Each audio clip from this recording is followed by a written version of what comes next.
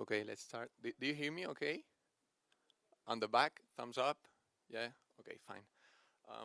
Hello everyone, my name is Robert Cambra and I'm currently managing the sports and entertainment vertical at Facebook and Instagram, covering Spain and Portugal. What this means is that I'm supporting and helping sports and entertainment partners with their advertising strategies on our platforms. For example, on the sports area, I'm working with partners such as FC Barcelona, Real Madrid, or La Liga, while on the entertainment side, that would be the majors such as Disney, Warner Bros., Universal, Sony Pictures, and this kind of clients. I wanted to start today's presentation with this quote that I retrieved from an sports pro. Oh, sorry, this is moving. Okay. Let's see if it stays here. Okay. So this is a quote that I retrieved from a Sports Pro article, and I wanted to start with it because, in my opinion, it summarizes pretty well the current sports advertising situation. It says, and I'm reading now, that football clubs are not yet cold-hearted and rigorous enough to use our platforms as direct marketing tools to serve their objectives, which basically means that football clubs still see or understand Facebook and Instagram as social platforms to use organically, but the majority of them still don't see us as true marketing partners or as true key media partners for them. However, if we look at the picture in other industries, you can see that it's totally different. What you're seeing now on the screen is digital advertising spent in the UK in the last year, which basically means that companies in these industries, they find value in digital advertising, not only in Facebook and Instagram, but in general in digital advertising. I worked for Facebook for more than 3 years. Previously, I was managing FMCG clients, such as Heineken, Procter & Gamble, or Unilever, and they all understood the value that we could create for them from a marketing or advertising point of view. While my feeling on the sports industry is that most of you probably, they still don't believe in advertising in general. A lot of football clubs, they don't believe in advertising. They think they don't need it, and therefore they believe that they don't need to advertise in Facebook and Instagram. So the question you might have now is, okay, it's fine. I see that other industries, other companies are investing in Facebook and Instagram or in advertising, but what's in it for you? What's in it for sports companies? And that's what we'll try to see in today's presentation. If you ask me, there are many, many reasons to invest in our platforms. Of course, I work for Facebook, but today I decided to summarize it in these 4 main benefits that will drive today's presentation. 1, the reach that you can get with our platforms. 2, the power of our targeting tools to talk to your fans. 3, the different formats, the different tools that we have to drive business results along the funnel. It could be upper funnel or bottom funnel, depending on your objectives. And finally, the measurement tools that we have to measure the return on your investment, so that the investment that you're putting in our platforms at the end is providing you some benefit. We start with the first point on parallel reach. If we look at the numbers, we have almost 2.5 billion monthly active users on Facebook. That would be 1 billion in Instagram and around 1.5 billion in our messaging platforms, WhatsApp and Messenger. So the main message here is very clear. Nowadays, Facebook and Instagram are mass media. Maybe you could consider, or you could see us as exclusively social platforms, which we are. You can communicate with users, you can generate engagement, you can generate communities. But at the end, if we look at the numbers, we are mass media platforms, comparable in many cases to the king of mass media, which is television in most cases. And more importantly, if we look at sports fans, we have around 700 million sports fans on Facebook. The average age is 32, and football stands out as the top followed sport. And when I say football, I mean the real football, the one you play with your foot, and not the American football, or I don't know. And if we check Instagram, will be at the average age would be a little bit lower, 26, and we have around 300 million sports fans on Instagram, which is 1/3 of the total users. Remember, I said that we have around 1 billion users on Instagram. So to close this rich chapter, two main messages. The first one, if we look at total numbers, we are a mass media platform, and more importantly, football is huge in our platforms. Sports in general are huge, but football especially is very, very big in terms of fans, both in Facebook and Instagram. Regarding targeting, we could spend a whole session just talking about targeting, but it's not today's objective. Just as a summary, on the first row, what you're seeing is what we call core targeting, or the base targeting options that we have. They wouldn't be basic in any other platforms, I can tell you that, but for us they are, because we have a lot of information on users. And so, for example, you could target women aged 20 to 35, living in France, interested in football, or interested in Paris Saint-Germain, whatever you want. This will be based on location, demographics, interest, and so on. Then on the second row, you're seeing more advanced options.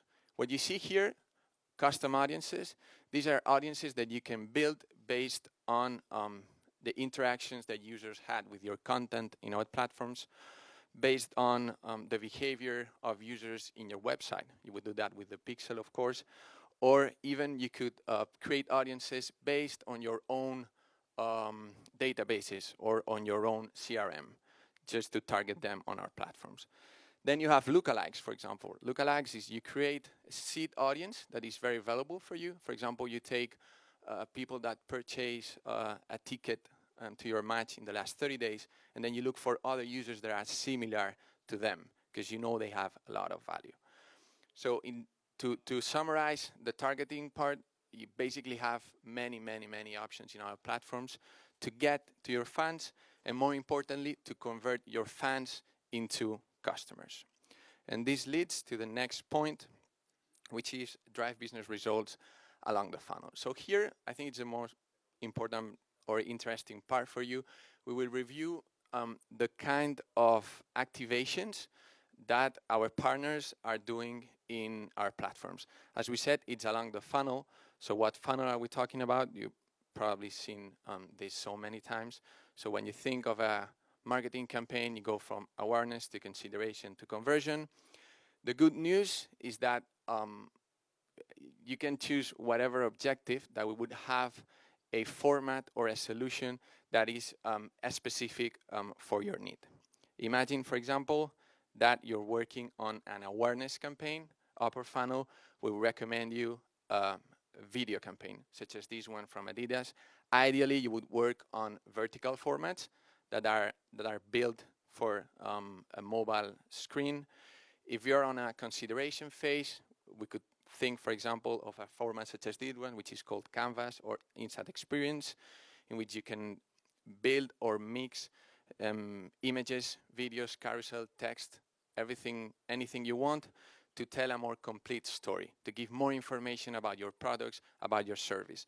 And finally, on the conversion part, it depends on what you consider a conversion. Sometimes a conversion is just a lead. So we have a format called lead ad, which is specific to help you retrieve leads. It's very easy, it's native, almost no friction, so it works really well. Maybe an acquisition for you is an app install. Then we have formats also specific to that. And finally, maybe what you want to do is a transaction. You want to sell your products, so you could use, for example, a carousel such as the one. So at the end, we have different formats, we have different solutions. We're not going to review all of them, but we have them to help you achieve your business objective. It can be upper funnel, it can be bottom funnel. And now we'll move, as I said, to see or to review the type of specific campaigns or specific activations that we're working on with our partners. I've decided to include a lot of several case studies because I think it will make it more tangible or more relevant for you. So the first type of campaigns that we're working on with our clients, it's around brand building, on how to build their brand on our platforms. All of you, if you're working in any sports organization, you probably have, sorry, this is jumping alone. 1 second. Okay, not working. So you probably have a lot of content posted in our platforms. It could be on Facebook, could be on Instagram, could be in stories, could be in Instagram TV, Facebook Watch, anywhere you want. So we know that you have a lot of great content, that you're posting it, and that people, as we saw before with the numbers, are really interested in it. So what we're proposing from an advertising point of view is to give more distribution, to give more reach, and to give more visibility to this content. A good example is this one from F1 or Formula E. As you can see, there's no call to action in these ads. They are not expecting users to go anywhere. They are not expecting users to buy anything. It's just pure branding. What Formula 1 and Formula E are doing is before a race arrives to specific countries, they launch this type of campaigns just to raise awareness. Then now you could tell me, well, I understand that Formula E invests in branding because no one knows them. I hope there's no one working for Formula E here. But you could tell me that. While, for example, Real Madrid or FC Barcelona can tell me, why do I need to invest in branding if everyone knows me and I have free publicity every weekend on the news? And to a certain extent, I could agree to that. But at the end, one, you always have room for improvement in terms of brand awareness. There's always more people, more markets that can know your brand. And two, and I think it's more important, you can always influence how people perceive your brand. It's not the same to know Real Madrid or to know FC Barcelona than to know what are the values that every FC Barcelona wants to be linked or wants to be tied. I selected this example from Coke because we can easily say that everyone knows Coke, right? We can say everyone knows in this room Coke, and probably almost everyone in the world knows Coke, but still they are one of the major advertisers in the world.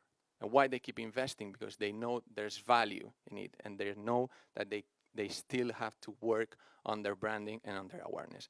This is a campaign that they launched in Mexico.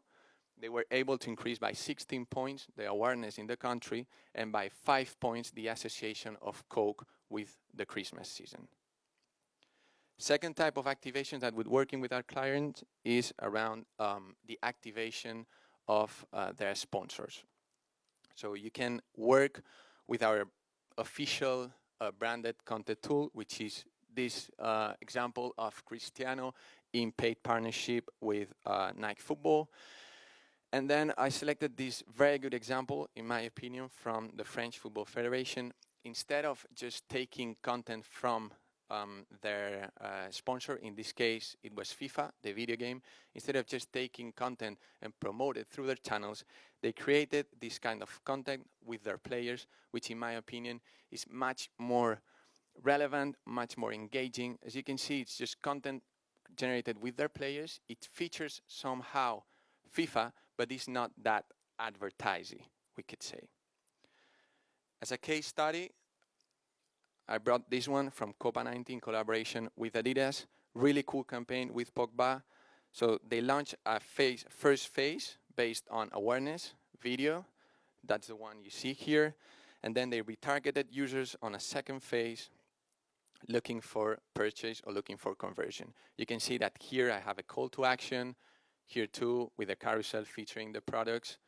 At the end, the result of this campaign that features Copa 90 with Adidas were great all along the funnel. They were able to generate very good leads from ad recall, in recommendation, and in purchase intent, which was the ultimate objective of this campaign. And finally, on the commerce and conversion area, we're also activating many campaigns. This is probably more obvious, or this is the more logical kind of activations that you might be thinking for this kind of advertisers. And we have As we say, it depends on what you consider a conversion, you would do a campaign or another. The first example that we have is around anything related to subscription models.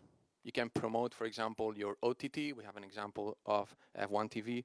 You can promote your app if you want signups in your app. This is La Liga Fantasy. At the end, anything related to subscriptions. We're a very powerful tool to generate subscriptions because you can find very relevant users. We have great examples from many OTTs, such as DAZN, from many others. We selected this example from Premier Sports. This is an OTT. I think they're pretty big in Scotland and Ireland. They were able to generate more than 4,000 subscriptors with an amazing ROAS, 18x return on ad spend. What we call return on ad spend, it's what we call ROAS. Then second type of activations that we're doing on the commerce and conversion side, it's around lead generation. So this is huge in our platforms because as I mentioned before, we have lead ads, which is a native format. It works really well. It's really easy to use. And for advertisers, they find it very, very convenient to receive lead ads. You've probably heard about the battle of Barca and Real Madrid for fans and for engagement, but you probably never heard about the one with lead generation. I'm a big FC Barcelona fan, very big, but I have to admit that in this one, Real Madrid wins. Real Madrid were able to generate last year almost 2.5 million leads. 2.5 million leads in our platforms with a 70% decrease in cost per lead. And the cost per decrease is very tight to the format that we have. Since it's native, you don't have to load, you don't have to bring people to other websites. The majority of information you're asking is already pre-filled because we have the name, we have the email, so it's really, really fast, really easy to use. Third type of activation on the bottom funnel, it's of course ticketing. Very good example. This one is better, of course. What's better to sell tickets than a screamer from Messi? So very, very good campaigns too. The case that we selected here is from Olympique de Lyon. Really, really good creative, very straightforward. You see the game, you see the date, you see the price, and then you have the swipe up to generate the conversion. It's very straightforward, but at the same time, it's very, very effective. The results of this campaign, more than 3 million people reached, and a return on ad spend 16x. So when I joined Facebook, I thought that Facebook and Instagram were awareness or branding platforms, that they were not so good on the bottom part of the funnel. I came from Google, which, as we are measured last click, usually all the conversions are generated by Google, so I thought, nah, Facebook will not be that good. But you wouldn't imagine how much we're selling in our platforms, not only ticketing, but in general products and services. And this brings us to the last type of activations or campaigns that we're working with our partners, which is, of course, merchandising. As I said, you wouldn't believe how much Zara or H&M or any fashion company is selling in our platforms, and of course, football clubs or sports companies can sell too in our platforms. You would use this type of formats that are more effective. You wouldn't use video here, for example. It would be focused on selling, on what's the price, on call to action, and sell traffic to the website to generate the ultimate sale. The case study here is for Bayern Munich. They launched a campaign in Christmas, and they were able to increase their ROAS by 3, and almost half of their sales during their Christmas period came through our channels. So at the end, we ended up being the first channel of sales in their online store. And finally, on the measurement area, it depends, as I said, on which part of the funnel you're working on. Probably if you're on the upper funnel, you're more interested in knowing who saw your ads or for how many times. While on the bottom part of the funnel, you would be interested in knowing who at the end bought your products or who at the end converted into a lead. So this is how we focus our measurement philosophy at Facebook. We have three different buckets. The first one is based on audience. Here, as I said, you'll be looking at what's your reach, what's the ideal frequency, and so on. Then the one in the middle, for me, is the most important in most of cases, is brand outcomes. You've seen in the examples that we talked a lot about what's increase in ad recall, or what's decrease in awareness, or in purchase intent. So we measure this with brand lift. So brand lift is a methodology in which you have a control group, exposed group, and you basically compare both groups. So you can measure what's the net or real impact of Facebook and Instagram in the KPIs that you're measuring. And finally, regarding sales outcomes, here it would be fundamental, and that's something that you should probably know. You need or you must really implement the pixel in your websites. To measure anything related to sales, we need a pixel to know what's going on with the users once they leave Facebook and Instagram. We also have studies that are focused on comparing how Facebook and Instagram are performing compared to other channels. So to summarize, once again, there are many, many different benefits that you can take from investing in our platforms. I know that it is tough for sports partners because compared to other industries, many of them, they still don't believe in advertising, not only in digital advertising, I'd say in advertising in general. For Facebook and Instagram, I would highlight, as I mentioned, the reach that you can get with our platforms, the targeting tools, or the power of the targeting tools that we have to talk to your fans, the different formats, different type of campaigns and activations that you can do along the funnel to reach your marketing objectives, and finally, the measurement tools that we have to measure all these activity. And before leaving, just the last message, you shouldn't think about your paid strategy as a standalone. I'm not coming here to say, hey, forget about organic, it's not important. It is important, and especially for you. I was working before, as I mentioned, with FMCG companies. If Danone tells me what should be their organic strategy, like, to be honest, I don't know if there's a lot of users interested in Danone, but I know there's a lot of users interested in sports clubs. So at the end, you should also work on your organic strategy because you have big communities that are interested in your companies, but at the same time, you should also think about your paid strategy, how you can get to more people, how you can convert your fans into actual customers, as I mentioned before. Thank you very much for your attention, and we have 5 minutes for any questions that you might have on the audience.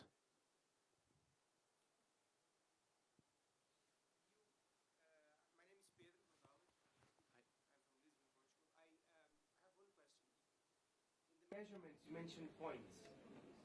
Exactly what metrics do they represent?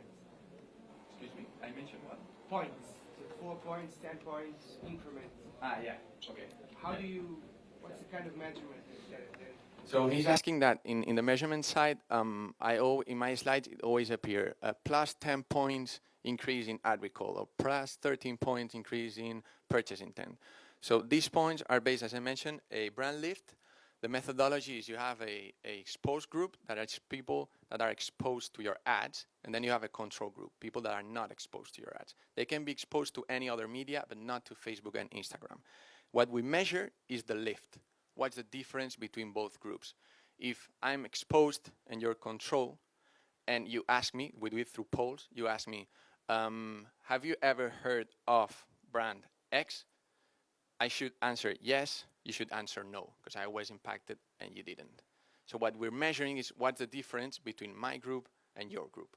When we say plus 10 points, it could be 20% of you ask no, answer no, 30% of my group answer yes. So the difference is 10. Okay? We're not measuring what's the baseline. I'm not interested in knowing how many people remember my ad. I'm interested in knowing what's the difference between my group and your group. Any other questions? Don't be shy.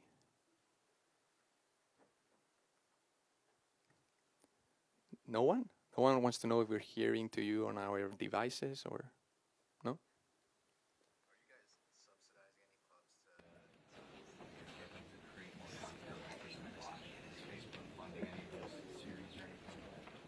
So I have here my colleague Kike that he's he's working with on the organic side. Let's say I'm managing all the advertising paid area.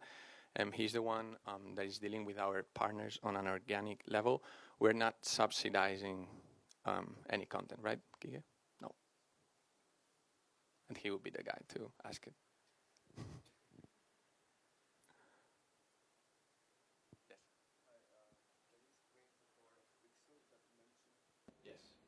So he's asking me about the pixel. So a pixel is you just put the pixel on your website so that you can take cookies from users.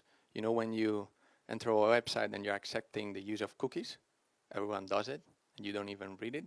So what we do is that we basically track the steps that the users are taking once they leave Facebook and Instagram, so that you can retarget them on our platforms afterwards. You've probably tried many times to book a flight or a hotel, and then they followed you everywhere so that you finalize the purchase. So they do it through a pixel.